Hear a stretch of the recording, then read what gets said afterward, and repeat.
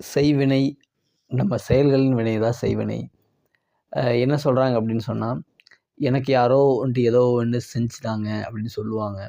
ஆனால் உண்மை என்ன அப்படின்னா, நீங்கள் என்ன செஞ்சீங்களோ அந்த செயல்கள் வினை தான் உங்கள்கிட்ட வந்திருக்கே தவிர வேறு எதுவும் உங்களுக்கு வரல. இப்போ எனக்கு ஒரு உடம்புல எரிச்சலாக இருக்குன்னு வச்சுங்களேன், அந்த எரிச்சலுக்கு காரணம் என்னன்னு சொன்னால், இதே மாதிரி நான் யாரையோ ஒருத்தர் எரிய வச்சுருக்கேன்.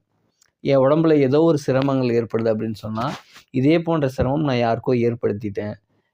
எனக்கு எந்த மாதிரி வலி இருக்கோ, இதே மாதிரி எனக்கு என்னோட சொந்தக்காரங்கள்லையோ, எனக்கு தெரிஞ்சவங்களுக்கையோ, எனக்கு குடும்பத்தார்கள்லையோ, இல்ல யாருக்கோ ஒருத்தருக்கு நான் வந்துட்டு ஏதோ ஒண்ணு பண்ணியிருக்கேன். அந்த செஞ்சதுடைய விளைவு தான் என்னன்னு சொன்னா, இப்ப எனக்கு உடல் பாரமா, உடல் கஷ்டமா எனக்கு வந்து சேர்ந்திருக்கு. அந்த இப்ப நமக்கு ஏற்படக்கூடிய எல்லா மன கஷ்டங்களுக்கு காரணம், மனக்குமுறலுக்கு காரணம் என்னன்னு சொன்னா, இதே போல நம்ம யாருக்கோ ஒருத்தருக்கு பண்ணியிருக்கோம். அந்த செயல்களுடைய வினை தான் நமக்கு வந்து இப்ப செய்வினையா வந்திருக்கே தவிர, இப்படி ஒண்ணு இருக்குதா? இல்லையா? அப்படிங்கிறது என்னன்னு சொன்னா, அப்படி ஒண்ணு நீங்க சொன்னாலும், அதற்கு காரணம் நீங்க செஞ்ச செயல்கள் வினை தான் அது உங்களுக்கு வந்திருக்குதே தவிர, வேற ஒண்ணும் நீங்க உங்களால சொல்ல முடியாது. இப்ப இப்ப இதுலருந்து என்ன தெரியுது அப்படின்னு சொன்னா, ஒவ்வொரு மனிதனுக்குள்ளேயும் என்னன்னு சொன்னா, தான் என்ன பண்ணுனானோ, அதனுடைய விளைவு தான் அவன் அனுபவிச்சிருக்கானே தவிர, மத்த அவன் அவன் அவன் செய்யாத ஒண்ணும் அவனுக்கு அவன் அவன் அனுபவிக்கவே இல்ல.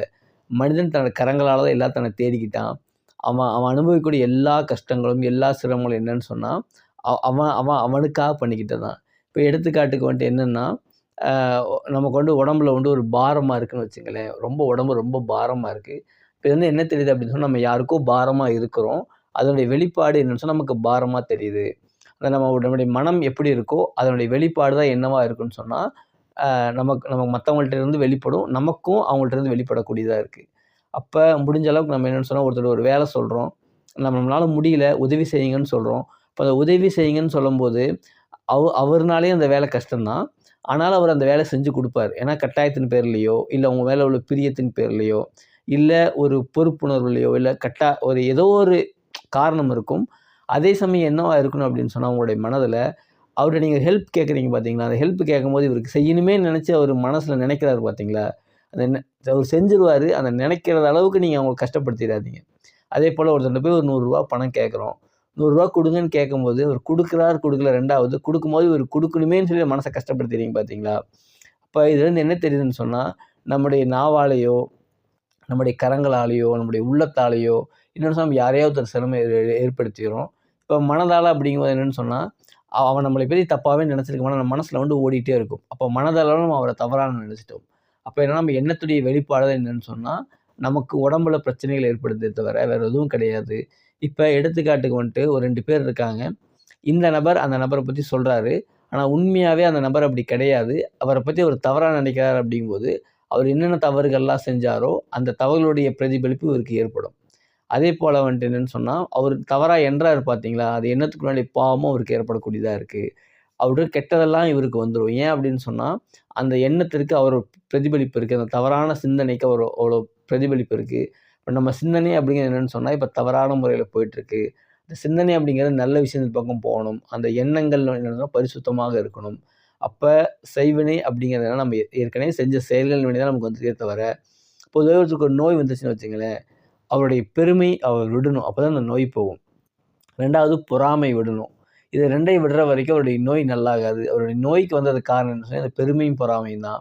இவங்க என்ன பண்ணாங்க அப்படின்னு சொன்னா, எது வந்தாலுமே என்னன்னு சொன்னா, இதுக்கு நான் தான் காரணம்னு ஒத்துக்க மாட்டாங்க. அதனால எப்ப அந்த ஒத்துக்கலையோ அவங்கள்ட்ட இருந்து பெருமை போகாது. இப்ப எனக்கு வந்து உடம்புல ஒரு பயங்கரமான தலை வலிக்குது. உடம்பெல்லாம் வலியா இருக்கு. ஏதோ ஒரு கஷ்டமான ஒரு நோய் வந்துருச்சு. முதல்ல நோய்க்கு காரணம் நான் தான் அப்படின்னு எப்போ அவரு விளங்குறாரோ, அப்பதான் அவருடைய நோய் குணமாதல் முதல் படி அவர் எட்டுறாரு. எதுவரைக்கும் இந்த நோய்க்கு காரணம் நான் இல்லன்னு சொல்லி ஒரு விலங்கலையோ, அந்த பெருமைய விடலையோ, அதுவரைக்கும் அவருடைய நோய் நல்லாகாது. எப்போ நோய் அ அந்த பெருமை விடலையோ, நோய் நல்லாகாதோ, அவர்ட்ட அந்த பொறாமை குணமும் அவர விட்டு போகாது. இப்ப இந்த பெருமையிலிருந்து பொறாமை வருது. பெருமையும், பொறாமையும் என்னன்னு சொன்னா நெருங்கிய தொடர்பா இருக்கு. அதே சமயம் இந்த பொறாமை குணத்தின் காரணமா தான் அந்த பெருமை வந்துச்சு. அது அப்படிங்கிறத அவரு புரிஞ்சுக்காம என்ன பண்ணுவாருன்னா, திரும்ப திரும்ப அதுக்குள்ளேயே சுத்திட்டே இருப்பாங்க. இதெல்லாம் இப்ப மறைக்கிறதுக்காக என்ன பண்ணுவோம், பொழுதுபோக்குல ஈடுபடுவார். அவருக்கு மகிழ்ச்சி தேவைப்படும்.